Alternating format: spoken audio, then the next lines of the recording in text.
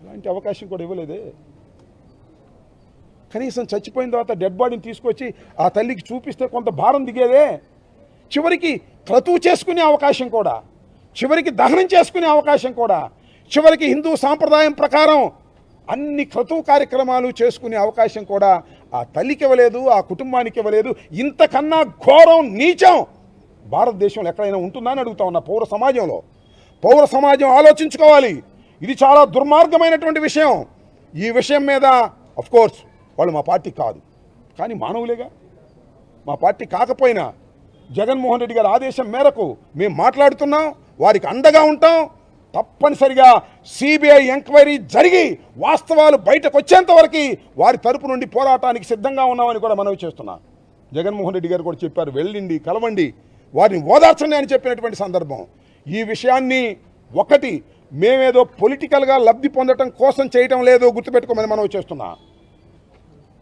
గుండె మండి బాధపడి మేము చేస్తున్నాం, బాధతో చేస్తున్నాం. ఆ తల్లి ఆవేదన వెళ్ళలేక చేస్తున్నాం తప్ప పొలిటికల్గా చాలా ఇష్యూస్ ఉన్నాయి వాళ్ళని బ్యాడ్ చేయడానికి. డిఎస్సి లాంటి ఇష్యూస్ ఉన్నాయి, ఇంకోటి ఉన్నాయి. కానే కాదు, ఒక పౌర సమాజంలో ఒక మానవుణ్ణి, ఒక యువకుణ్ణి, భావి భారత పౌరుణ్ణి అడ్డగోలుగా చంపేసి, బాడీ అప్పు చెప్పిన కొంత బాధ తెలియదు, చంపేసి ఖననం చేసి ఉన్నాడో లేదో అని తెలియనటువంటి పరిస్థితితో పాటు ఉన్నాడు ఎతుకుతున్నాం అని చెబుతారండి. ఉన్నాడు ఎతుకుతున్నాం, 4-5 టీములు వేసాం, వాళ్ళు ఎతుకుతున్నారు. రేపు 29వ తారీఖు కూడా అదే చెప్తారు. మళ్ళీ ఇంకా ఒక నెల 15 రోజుల టైం ఉండి ఎతుకుతామని తీసుకొస్తామని. ఎక్కడ తీసుకొస్తారు? అందరికీ తెలిసిన సత్యం కదా. నేను అనేక సార్లు చెప్పా, కోర్టు వారికి చెవులే ఉంటాయి, కళ్ళు ఉండవంటారు.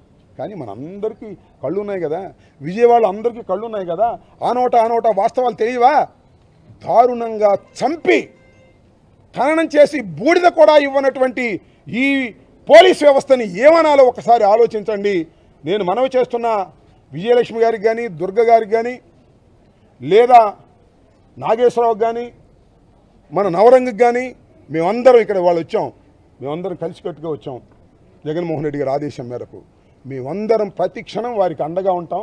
ఈ జరిగిన అన్యాయం లాజికల్ ఎండ్ జరగాల, సిబిఐ ఎంక్వైరీ జరగాల. దీనిలో పాల్గొన్నటువంటి ప్రతి వాడు కూడా, కానిస్టేబుల్ దగ్గర నుంచి ఉన్నతాధికారి వరకు వాళ్ళు శిక్షింపబడాలా. లైక్ తమిళనాడులో మీ అందరికీ తెలుసు, ఇలాగే లాకప్ డెత్లో తండ్రి కొడుకులు ఇద్దరిని చంపేస్తే తమిళనాడు కోర్టు ఒక జడ్జిమెంట్ ఇచ్చింది. 9 మంది కూడా ఉరిశిక్ష వేసింది. ఒకసారి కాదు, 2 సార్లు వేసింది ఉరిశిక్ష.